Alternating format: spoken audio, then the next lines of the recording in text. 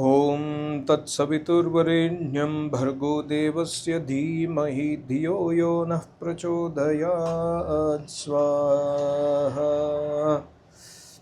Namaste to all. This is a random page I opened just now from Yajurveda Bhashya of Maharishi Dayanand Saraswati. I got this mantra. This is Dvavinsho Adhyayah, mantra number 922 by 9. The Bhavarth of Maharishi is very, very beautiful for this mantra. It's Gayatri mantra here. सब मनुष्यों को चाहिए कि सच्चिदानंद स्वरूप नित्य शुद्ध बुद्ध मुक्त स्वभाव सबके अंतर्यामी परमात्मा को छोड़ के उसकी जगह में अन्य किसी पदार्थ की उपासना का स्थापना नहीं करे.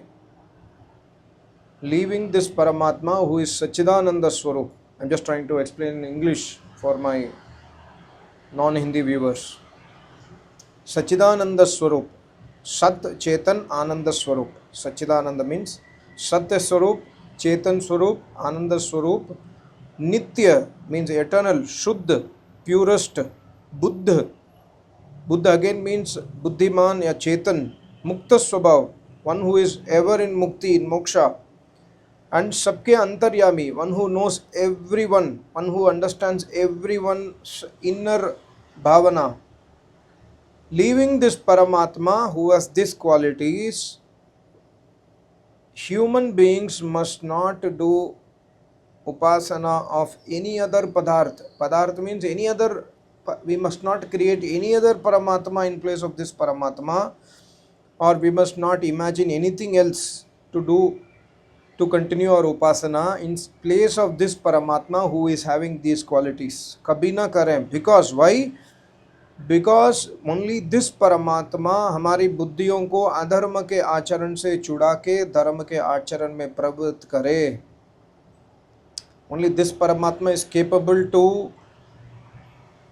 रिमूव अवर अधर्म आचरण एंड मेक अस फॉलो धर्म आचरण. ओनली दिस परमात्मा is capable.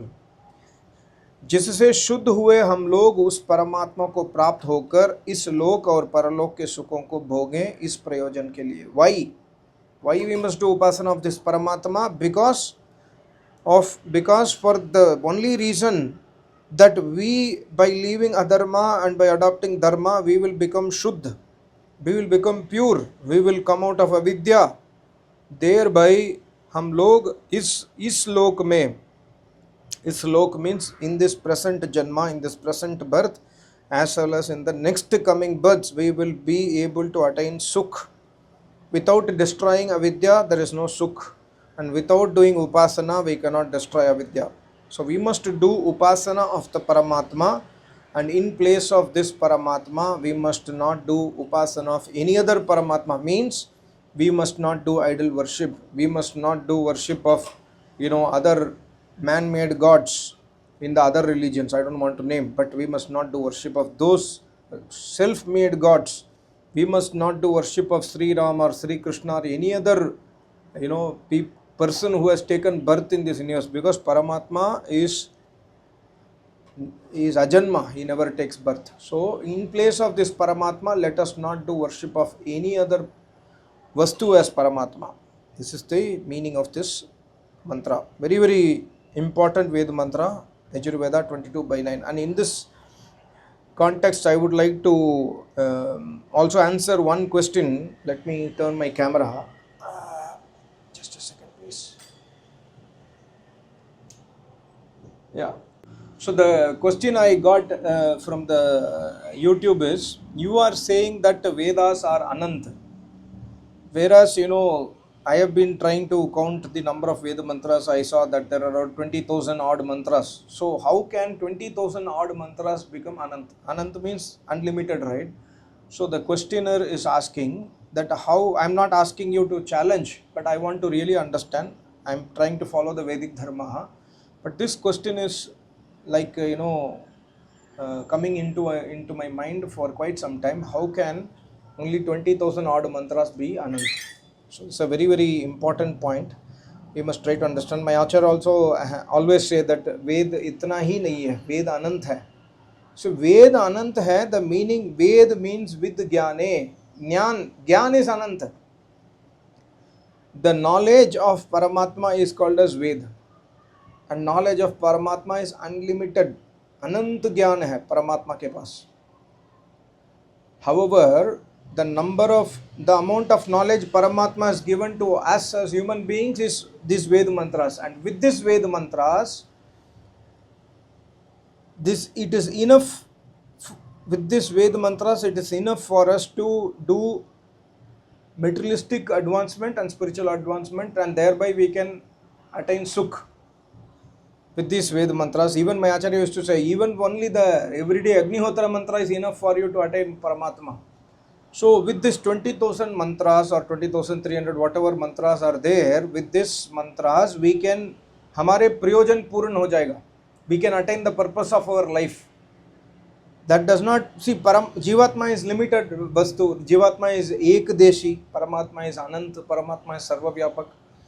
So Paramatma knows how much knowledge to be given to human beings. So Paramatma has given only so much knowledge to human beings which is needed for human beings to attain moksha, as well as which is needed by human beings to live in this world. We don't need more than this knowledge. And all those knowledge are given by Paramatma in the Vedas. So Ved Anant hai, iska, the tatparya of this statement is Paramatma is Anant, therefore his knowledge is Anant. And the knowledge word in Sanskrit is Ved. Ved Anant hai, matlab Gyan Anant hai. We will never, like the moksha period of a yogi is 31 Nil, 10 Karab, 40 Arab Varsha, 311 trillion, 0.4 trillion years, right? In 311.4 trillion years, the Jivatma of the yogi will be in Sukh, in Mukta Avastha. So all along this 311 trillion years, he will be getting knowledge from Paramatma. Because he is in Moksha, right? He is in Mukta, he is in Ananda. How does he realize Ananda? Through the knowledge only. But that does not mean that the knowledge is over in 311 trillion years. The knowledge is still more. But the yogi has to come back to birth and death. That's the Paramatma's unchangeable instruction, or unchangeable vidhi, or unchangeable niyam, which we must understand. So, Ved Anant hai, the real understanding we must have is, because Paramatma is Anant, the knowledge of Paramatma is also Anant, and that is why Ved Anant. But whatever knowledge Paramatma is given, for example, you see, this is Yajurveda. Yajurveda has got 1875 mantras. With this 1875 mantras, is this is enough for a human being to do all the karma. This is Karam Kand, right? Everything in Karam Kand which is needed for a human being to survive in this world and do karma and do moksha is covered in this Yajurveda. Similarly Samveda, similarly Rigveda, similarly Atharvaveda. That is enough for us. We don't need more than this. Beyond this we will be in moksha, and in moksha we will get further more knowledge. Jivatma, when it goes in moksha, like Maharishi also has written in Satyartha Prakash, the more the Jivatma travel from one place to another place in moksha, the more it understands. Like Jivatma will travel inside the sun, it can travel into neutron star, galaxies. We don't know what are all padarth is there in this universe. And Jivatma will be staying in Pralaya Avastha, understand what is Pralaya, what is happening in Pralaya, how the Paramatma creates the universe, what is Prakriti, what is the Swarup of Prakriti, how the first Tattva, Mahat Tattva is formed, what is Ahankar Tattva. All this knowledge the yogi will get in Moksha Avastha, right? So these are Tattva Gyan. The yogi in Moksha will realize all those things. And for unlimited means 311 trillion years. And even beyond that also knowledge continues. But we are Jivatma, we are limited. So we can understand only so much. But we cannot understand Paramatma in full. So Ved Anant means, this is the bhavana of telling Ved Ananta vai Vedaha, Ved Anant hai. This is the bhavana of Ved Ananta. Of course, every mantra has got different depths inside it. It is enough for us to attain moksha. Beyond that, everything is available with Paramatma. And as long as whatever a yogi needs, Paramatma will feed that yogi with the knowledge. So this we must understand. I hope you understood. Thank you so much. Namaste. Om.